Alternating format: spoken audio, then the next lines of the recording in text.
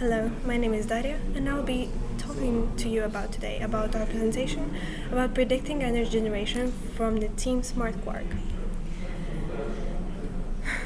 Just a few years ago, we were saying that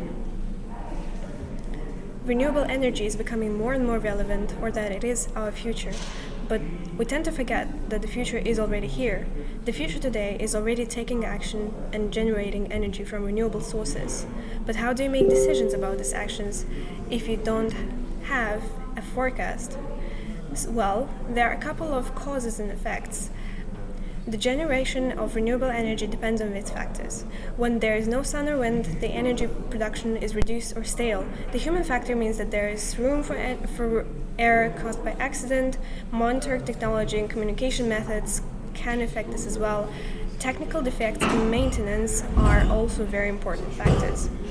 All of these causes and effects cannot be accounted for properly without a forecast, and therefore would lead to financial losses. We try to minimize these losses and internal inefficiency around planning decisions by providing a model that will forecast the generation of renewable energy. Our model is taking into consideration several wind turbines and one solar panel.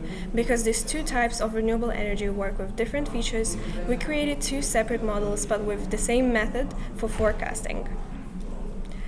We tried, these are the features for the wind turbine features, and we created a correlation matrix to see which ones are the most important ones. We did the same thing for the solar plant features.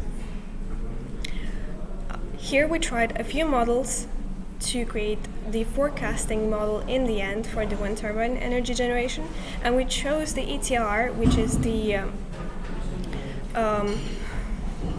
the extra tree regression. We chose this model because it has the best result for mean absolute error and the mean squared error. We also choose the same method for the solar panel energy generation model because it again performs the best compared to the other models. Let's say we have our model, then how do you apply it? Day one,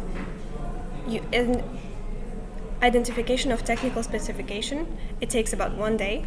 Week 1 and 2, we say adjusting the model to new data because we're sure that you're going to have more data. Week 3 and 4, we are doing fine-tuning to make sure that it's perfect and does its best. D-Day, the last day, is the launch production. From here on, you are able to use our model and adjust your decision-making based on the information given from our model. All in all, it takes about 1 month. Of course, we also did the cost-benefit analysis. The cost-benefit analysis. Normally, for every megawatt of error that is predicted wrong, in case of underprediction, the company has to buy the missing energy at a price of about 1.2 the normal price. And the other way around, it has to sell its energy or lose it at a price of 0.6 price, which is less. All in all, we are able to tell you that we can increase your revenue by minimum of 40% or maximum at about 60% for two different models. This is for the solar plant and this is for the wind turbine. Economic planning and development. There are a few factors that are very important. Optimized energy generation, operational efficiency, and infrastructure investments.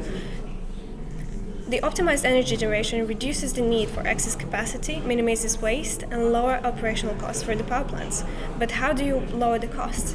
So this includes optimizing staff schedules, maintenance activities, and equipment usage, resulting in reduced labor and operational costs.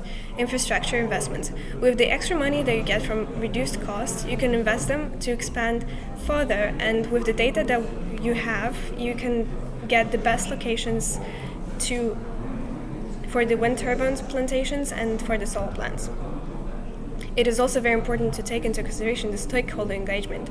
The energy authorities, their support can expedite approvals, permits, and compliances with energy policies. It also helps in shaping favorable policies, incentives, and regulations for sustainable energy product industries. Their collaboration can provide valuable insights, data, and resources. They may be also potential users of beneficiaries of the predictive model. Community and public engagement. It is very important because it fosters transparency and trust. With this, we're going to end our presentation and we're going to go onto our demo interface. Thank you.